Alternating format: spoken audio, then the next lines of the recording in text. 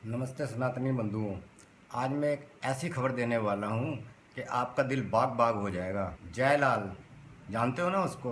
अरे वही जयलाल उर्फ जॉन रोस ऑस्टिन, आईएमए प्रेसिडेंट। आज कोर्ट में उसने किस तरह घुटने टेके, मैं इसके बारे में जानकारी देना चाहता हूँ आपको।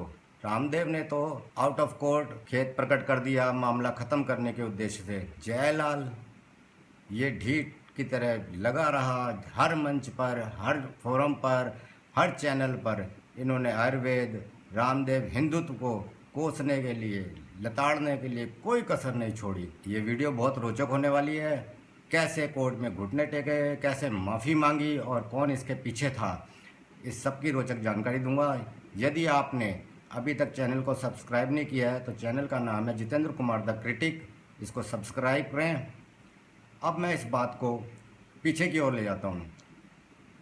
पिछले साल जैसे ही भारत में कोरोना आया था, आपने ध्यान दिया होगा, मोदी जी ने 2020 में शुरू में ताली बजवाई, थाली बजवाई, शंख बजवाया, दीपक जलवाए और फिर अंत में उन्होंने कहा काढ़ा पियो।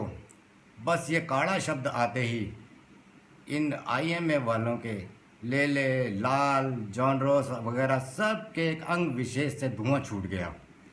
और ये धुआं ऐसा छूटा कि ये तिलमिला उठे हर फोरम पे, हर मंच में। और इन्होंने एक नेशन वर्ल्ड न्यूज़ पर आर्टिकल दिया, हर जगह सेमिनार में आयुर्वेद और हिंदुत्व को लेकर बहुत बकवास की।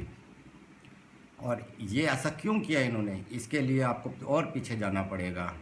आपको मैं एक किस्सा सुनाता हूँ जो मैंने भी किसी से सुना था कि ये मिशनरीज़ लोग कैसे काम करते हैं। भारत में ईस्ट इंडिया कंपनी तो बहुत बाद में आई थी। जहांगीर के समय में एक थॉमस रो नाम का व्यक्ति अपने कुछ चेले चपाटों के साथ उसके दरबार में हाजिर हुआ था। और जहांगीर जो है, उसको कोई रोग था और उन्होंने उसको जैसे ही कोई दवाई दी और उसका वो रोग दूर हो गया, उसके अंग विशेष में करंट आना शुरू हो गया। आप समझ गए होंगे। और वो प्रसन्न हो गया, जहाँ अपना प्रसन्न हुए और उन्होंने इजाज़त दे दी कि आप अपना यहाँ पे धंधा कर सकते हैं। और तभी से इन लोगों ने यहाँ पर चमत्कार दिखाने शुरू कर दिए। तरह तरह से छोटी मोटी दवाइयों से, गोलियों से इंस्टेंट रिलीफ देना शुरू कर दिया। आपको तो मालूम है आयुर्वेद के अंदर इलाज धीमी पद्धति से होता है और उसके अंदर लक्षण की बजाय जड़ पर प्रहार किया जाता है। मान लो आपके सिर में दर्द है तो आप क्या करेंगे? या तो सिर दबवाएंगे, मालिश करेंगे, या कुमकुम आदि तेलम की पंचकर्म विधि जो है उससे सिर पर एक औषधि युक्त तेल की धार डलवाएंगे। यही सब करेंगे और इससे काफ़ी समय लग जाता है आराम पहुंचने में। परंतु वैद्य क्या करता है, इसके जड़ तक जाता है। वो देखता है कि आपको कहीं कब्ज तो नहीं है, पेट खराब तो नहीं है, वो उसका उपचार करता है। इसीलिए आपको त्रिफला सुबह शाम पीने को दिया जाता है। खाइए, फंकी मारिए, गर्म पानी से पीजिए और इसका उपचार कीजिए और जड़ से ख़त्म कीजिए। परंतु ये जो एलोपैथी विधि है, इसके अंदर इंस्टेंट रिलीफ मिलता है। एक गोली खाइए, चमत्कार हो जाता है। और दुनिया भर में चमत्कार को नमस्कार करने वाले बहुत से लोग हैं। और ईसाई धर्म, इसके अंदर तो चमत्कारों की भरमार है। इसके ऊपर मैं एक अलग से वीडियो बनाऊंगा। अब आते हैं मूल मुद्दे पर कि कैसे एक हमारे मित्र साथी हैं वकील रोहित झा, उन्होंने इसके ऊपर बहुत सारे एविडेंस कलेक्ट किए। ये जयलाल जो आईएम प्रेसिडेंट है, इन्होंने कहाँ कहाँ क्या क्या कहा, वो साक्ष्य जुटाकर एक सिंपलीसिटर सूट, इंजेक्शन सूट फाइल किया कोर्ट के अंदर। और उस पर नोटिस हुआ। आईएमए की तरफ से जो वकील साहब पेश हुए, उन्होंने कहा कि ये तो एक राइट विंगर की करतूत है, ये प्रेरित है, दुर्भावना से प्रेरित केस है, इसको डिसमिस कर दिया जाए। परंतु नमन है जज साहब को, अजय गोयल एडीजे, माननीय एडीजे, आपको नमन है। आपने जो लताड़ लगाई है उनको कि ये आप कैसे कह सकते हैं कि आपने ये जो आर्टिकल लिखा है इसमें हिंदुत्व के ऊपर बोला है कि हम ये पिटिशनर हिंदुत्व को बढ़ावा दे रहे हैं, इस प्रथा को बढ़ावा दे रहे हैं, उसको बर्बाद कर रहे हैं। और मोदी जी एक विशेष प्रयोजन से ये सब कर रहे हैं। आप कैसे कह सकते हैं? किसी धर्म विशेष के प्रति दुर्भावना नहीं रखते हैं। या कितने धर्म आए, कितने धर्म के लोग आए, आप भी इसी तरह से यहाँ पर काम कर रहे हो।